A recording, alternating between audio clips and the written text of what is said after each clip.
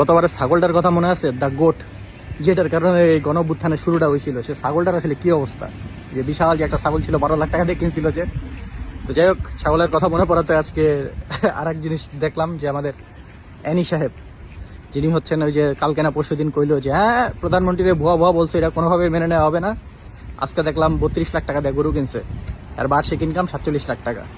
ঠিক আছে, তো 32 লাখ টাকাতে 47 লাখ টাকা বাকি দিলে বাদ দিলে থাকে আরো 15 লাখ টাকা, মাসে 1 লাখ টাকা খরচ তার। তো দেখা যাক আসলে অঙ্কটা কেমনে মিলে যায়। ক্যান্ডিডেটে আমি এত ইন্টারেস্টেড না, আমি ইন্টারেস্টেড আমাদের তারেক আঙ্কেলের নিয়ে। কারণ তারেক আঙ্কেলের বাৎসরিক ইনকাম 7.5 লাখ টাকা। ঠিক আছে, তো উনি এখন প্রধানমন্ত্রী বাবদ উনি বেতন পায় হয়তো 1,05,000 টাকা প্রধানমন্ত্রীর বেতন, সাথে হচ্ছে উনি 3,000 টাকা করে ভাতা পায় প্রতিদিনে, বাসা ভাড়া টাসা ভাড়া সব মিলায় তো 2 লাখ টাকা। তো ধরেন 2 লাখ টাকা আনুমানিক মান্থলি ইনকাম তার আঙ্কেলের। এর মধ্যে জায়মা আছে, কোনো কাম করে না, জায়মারে টাকা দিতে হয়, জায়মা যে এদিক যেতেছে ওই দিক যেতেছে, কার টাকা যেতেছে? নিশ্চয়ই তার আঙ্কেলের টাকায়, কারণ জায়মা তো কোনো সরকারি পোস্ট হোল্ড করে না। তো ডেফিনেটলি এটা সরকারি খরচে ব্যয় হওয়ার কথা না, এটা তার আঙ্কেলের পকেট থেকে দেওয়ার কথা। তারপর আমাদের আন্টিরও খরচ আছে। আন্টি তো বেসিক্যালি আন্টিও কোনো পোস্টে নাই, কোনো পদে নাই।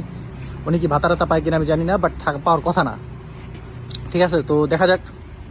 তো 2 লাখ টাকা যদি বেতন হয়, মাসে বছরে 24 লাখ টাকা। এর মধ্যে যদি গরুর দাম কত হয় সেটা একটা দেখার বিষয়। তো এই কথাগুলো বলার কারণ হইতেছে কি, আমাদের ফিনল্যান্ডের ইতিহাসের সবচেয়ে কম বয়সী প্রধানমন্ত্রী, যে এই টার্মের আগের টার্মে ছিল, সান্না মারিন, এক মহিলা, 34 বছর বয়সে প্রধানমন্ত্রী হয়েছিল।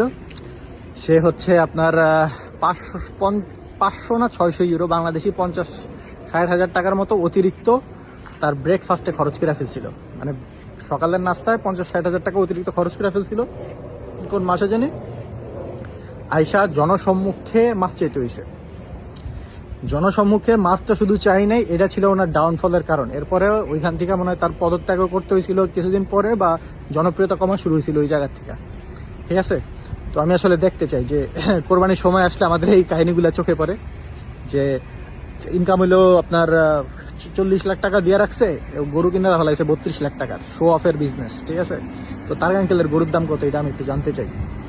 ঠিক আছে, প্লাস হচ্ছে হিসাব তো বুঝছেনই আপনারা, কারণ হচ্ছে এত টাকা যে যাইতেছে এদিকে দিয়ে যাচ্ছে, এই টাকাটা আইতেছে কোথা থেকে? লাইফস্টাইলের টাকা।